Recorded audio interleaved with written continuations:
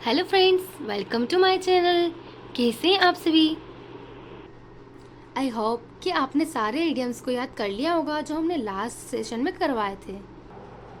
तो चलिए आज हम आगे के वर्ड्स को स्टार्ट करते हैं। और लास्ट वीडियो में हमने 50 तक कंप्लीट कर लिया था। आज हम उसके आगे से स्टार्ट करेंगे। स्टार्ट करने से पहले आप हमारे चैनल को लाइक कीजिए। आपको हमारी वीडियो कैसी पसंद आई आप उसे सब्सक्राइब कीजिए। और हाँ, साथ ही वीडियो को लास्ट तक देखना ना भूलें। ठीक है, चलिए स्टार्ट करते हैं।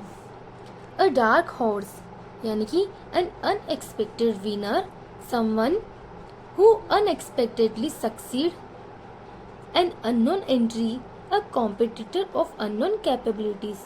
इसका मतलब होता है अप्रत्याशित विजेता। ये वर्ड एसएससी के एग्जाम में 8 टाइम रिपीट हुआ है और अदर एग्जाम में ये वर्ड 4 टाइम रिपीट हुआ है।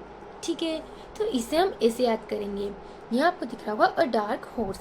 आप ऐसा मानिए कि हॉर्स का कंपटीशन हो रहा है। ठीक है, उसमें सारे वाइट हॉर्स ने पार्टिसिपेट किया है।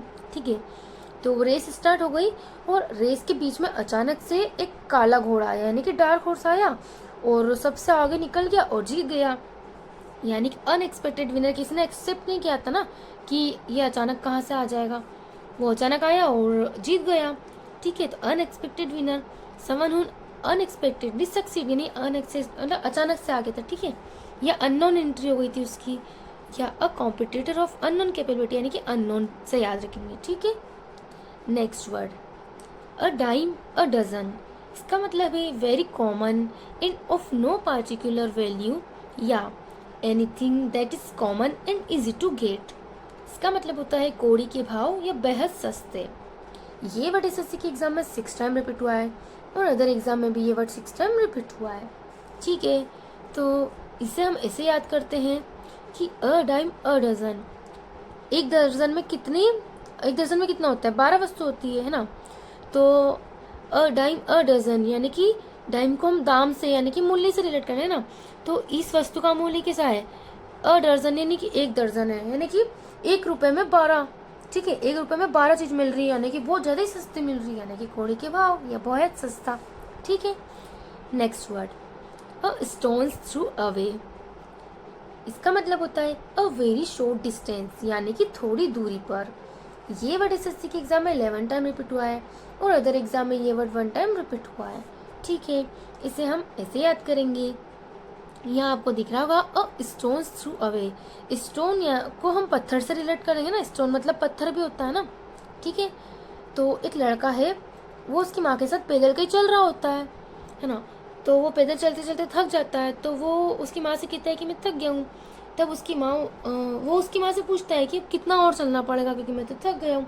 तो उसकी माँ बोलती है अ स्टोन्स थ्रो अवे, यानी कि स्टोन मतलब पत्थर, अवे मतलब दूर, कि तुम्हें वो जो पत्थर दिखाई दे रहा है ना दूर तक, हमें बस उतना ही चलना है, यानी कि थोड़ी दूरी पर चलना है हमें। ठीक है, यानी कि स्टोन थ्रू अवे यानी कि अ वेरी शॉर्ट डिस्टेंस, यानी कि थोड़ी दूरी। ठीक है, next word back to the drawing board. इसका मतलब होता है an idea has been unsuccessful and that a new one must be devised, या plan it all over again. इसका मतलब होता है नए सिरे से बनाना। ये वर्ड एसएससी के एग्जाम में 8 टाइम रिपीट हुआ है और अदर एग्जाम में ये वर्ड 4 टाइम रिपीट हुआ है। ठीक है, इसे हम कैसे याद करेंगे कि back to the drawing board. ठीक है, एक लड़का है, वो ड्राइंग बना रहा है। ठीक है, ड्राइंग बोर्ड पर ड्राइंग बना रहा है, तो उससे वो ड्राइंग बिगड़ गई, यानी कि अच्छी नहीं बनी। तो वो क्या करेगा? उस ड्राइंग को बिगाड़ देगा और फिर से नए शुरुआत से बनाना स्टार्ट करेगा। ठीक है, तो back to the drawing board यानी कि ड्राइंग बोर्ड पे ड्राइंग बनाते हुए बिगड़ गई, तो वो बैक हो गया, वापस आ गया। वो उसने उसको साफ कर दिया और वापस से बनाना स्टार्ट किया, यानी कि नए सिरे से बनाना। ठीक है, next word barking up the wrong tree. इसका मतलब होता है trying to do something in a way that will not work, या एक्यूज और डिनाउंस द रॉन्ग पर्सन। इसका मतलब होता है निरर्थक प्रयास। ये वर्ड एसएससी के एग्जाम में 10 टाइम रिपीट हुआ है और अदर एग्जाम में ये वर्ड 2 टाइम रिपीट हुआ है। ठीक है, इसका मतलब होता है barking up the wrong tree, यानी कि किसी गलत पेड़ के बारे में के सामने बोला, आपको एक बात बताओ कि पेड़ जो है वो कभी भी बोल सकता है क्या? ये सुन सकता है, हमारी बात तो समझ ही नहीं सकता है ना वो। तो barking up the wrong tree, यानी कि पेड़ के सामने कुछ भी बोलने से, कितना भी बोलने से उसको कोई फर्क पड़ता ही नहीं है। आप उसके सामने वेस्ट कर रहे हो अपना टाइम, अपने फालतू के प्रयास कर रहे हो, ठीक है। तो इसे हम ऐसे याद कर सकते हैं। Next word, be all ears. इसका मतलब है लिसनिंग इंटेंटली या to be ready and eager to listen. इसका मतलब होता है गौर से सुनना। ये वर्ड एसएससी के एग्जाम में 11 टाइम रिपीट हुआ है और अदर एग्जाम में 1 टाइम रिपीट हुआ है, ठीक है। तो इसका मतलब ये आपको दिख रहा होगा बी ऑल ईयर्स, यानी कि सारे कान लगा के, मतलब किसी की बात को गौर से सुनना, ठीक है। इसे आप ऐसे याद कर सकते हैं। Next word, burn the midnight oil. इसका मतलब है टू वर्क और study till very late in the night या टू वर्क वेरी हार्ड। इसका मतलब है रात दिन एक करना या देर रात तक काम करना। ये वर्ड एसएससी के एग्जाम में 8 टाइम रिपीट हुआ है और अदर एग्जाम में ये वर्ड 4 टाइम रिपीट हुआ है। इसे हम ऐसे याद करेंगे कि बर्न द मिडनाइट ऑयल, यानी कि एक लड़का है ना, वो दिन रात पढ़ाई करता है, बहुत ज़्यादा मेहनत करता है, ठीक है। यानी कि वो दिन में भी पढ़ाई करता है और रात में पहले आपको पता है ना कि लोग मोमबत्ती की रोशनी में पढ़ लिया करते थे, ऐसे लोग बोलते थे। तो ये क्या करता है, ये भी मिडनाइट ऑयल, यानी कि आधी रात में दिया जलाकर उसमें ऑयल डालकर पढ़ता था, यानी कि आधी रात में भी पढ़ता था, यानी कि बहुत ज़्यादा मेहनत करता था, दिन रात एक करना, ठीक है। Next word, chief of the old block, यानी कि reminds them of once father, someone similar in character और बिहेवियर टू वंस फादर या रिजेंबलिंग पेरेंट्स। रिजेंबल का मतलब होता है किसी के एक, मतलब बिल्कुल सेम टू सेम किसी की तरह दिखना, ठीक है। इसका मतलब है जैसा बाप वैसा बेटा। ये वर्ड एसएससी के एग्जाम में 8 टाइम रिपीट हुआ है और अदर एग्जाम में ये वर्ड 4 टाइम रिपीट हुआ है, ठीक है। तो chief of the old block, इसे आप ऐसे ही याद कर सकते हो अपने तरीके से, ठीक है।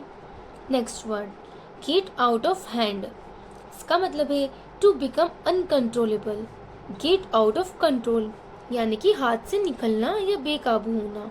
ये वर्ड एसएससी के एग्जाम में 10 टाइम रिपीट हुआ है और अदर एग्जाम में ये वर्ड 2 टाइम रिपीट हुआ है। तो इसे हम ऐसे याद कर सकते हैं, गेट आउट ऑफ हैंड, यानी कि आउट मतलब बाहर हो जाना और हैंड मतलब हाथ, यानी कि हाथों से कोई छूट जाना या निकल जाना, यानी कि बेकाबू होना या अनियंत्रित होना, ठीक है। Next word, pull someone's leg. इसका मतलब है to make fool of, playing a joke with someone या टू टीज समवन। टीज मतलब होता है किसी को परेशान करना या मजाक करना, ठीक है। किसी की टांग खींचना या मजाक उड़ाना। ये वर्ड एसएससी के एग्जाम में 11 टाइम रिपीट हुआ है और अदर एग्जाम में ये वर्ड 1 टाइम रिपीट हुआ है, ठीक है। पल समवन्स लेग, किसी की टांग खींचना, ये आपको साफ ही दिख रहा होगा ना, किसी की टांग खींचना यानी कि किसी का मजाक उड़ाना, ठीक है। Next word, take with a pinch या ग्रेन ऑफ सॉल्ट। इसका मतलब होता है not believe completely something that you are told या to listen to something with considerable doubt, यानी कि आंख मूंदकर विश्वास न करना या संदेह होना। ये वर्ड एसएससी के एग्जाम में 8 टाइम रिपीट हुआ है और अदर एग्जाम में ये वर्ड 4 टाइम रिपीट हुआ है, ठीक है। तो इसका मतलब होता है टेक विद अ पिंच या ग्रेन ऑफ सॉल्ट, ठीक है। ये आप किसी अपने तरीके से याद कर सकते हैं, ठीक है। Next word, the lion's share, यानी कि the biggest and best part of a whole या the greatest and most desirable portion of something, यानी कि सबसे बड़ा और बेहतर हिस्सा। ये वर्ड एसएससी के एग्जाम में 6 टाइम रिपीट हुआ और अदर एग्जाम में ये वर्ड 6 टाइम रिपीट हुआ, ठीक है। तो इसे हम ऐसे याद कर सकते हैं कि द लॉयंस शेर, आप सबको बताया कि शेर जंगल का राजा है, ठीक है। तो एक बार सभी जानवरों को उनका शेयर देने की बात हुई है, नहीं उनका हिस्सा बांटने की बात हुई। तो सबसे ज्यादा हिस्सा किसे मिलेगा, शेर को मिलेगा, क्योंकि वो जंगल का राजा है, ठीक है। तो इसे आप ऐसे याद कर सकते हैं कि सबसे बड़ा और बेहतर हिस्सा किसे मिलेगा, लॉयन को, ठीक है। Next word, to fight tooth and nail, यानी कि to make every possible effort या to fight furiously and fiercely with all one's strength and effort. इसका मतलब होता है एड़ी चोटी का जोर लगाना या पूरी ताकत से। ये वर्ड एसएससी के एग्जाम में 7 टाइम रिपीट हुआ है और अदर एग्जाम में ये वर्ड 5 टाइम रिपीट हुआ है। ठीक है, इसे ऐसे याद करेंगे, to fight tooth and nail, यानी कि वो अपने नाखून से किसी का ऐसे नोच देना या दांतों से किसी का काट देना, है ना। वो हर तरीके से लड़ेगा, जितना वो लड़ सकेगा, यानी वो पूरी ताकत से लड़ेगा। ठीक है, तो आप इसे याद कर सकते हैं। Next word, to hit the sack, यानी कि to prepare for sleep, to go to bed under suspicion, to bed, यानी कि, है ना। इसका मतलब होता है सोने की तैयारी करना। ये वर्ड एसएससी के एग्जाम में 8 टाइम रिपीट हुआ है और अदर एग्जाम में ये वर्ड 4 टाइम रिपीट हुआ है। ठीक, इसे हम ऐसे याद करेंगे, टू हीट द सेक, सेक यानी कि बिस्तर, है ना। तो टू हीट द सेक यानी कि बिस्तर लगाना, बिस्तर गर्म करना, यानी कि सोने की तैयारी। Next word, under a cloud, यानी कि अंडर सस्पिशियस या शक के दायरे में। ये वर्ड एसएससी की एग्जाम में 8 टाइम रिपीट हुआ है और अदर एग्जाम में ये वर्ड 4 टाइम रिपीट हुआ है। ठीक है, तो अंडर अ क्लाउड, क्लाउड कैसे होते हैं? अगर आसमान में क्लाउड आ जाते तो स्काई दिखाई देता है ना, तो नहीं दिखाई देता है ना, क्योंकि बादल छा जाते हैं उसके आगे, यानी कि शक के दायरे में होना। ठीक है, यानी कि कुछ भी साफ साफ नहीं दिखाई देना। ठीक, next word, is fit as a fiddle, इसका मतलब है स्ट्रॉन्ग एंड हेल्दी या in a perfectly healthy condition, या बहुत अच्छे स्वास्थ्य में। ये वर्ड एसएससी के एग्जाम में 8 टाइम रिपीट हुआ है और अदर एग्जाम में ये वर्ड 3 टाइम रिपीट हुआ है। ठीक है, तो इसे आप अपने तरीके से याद कर सकते हैं।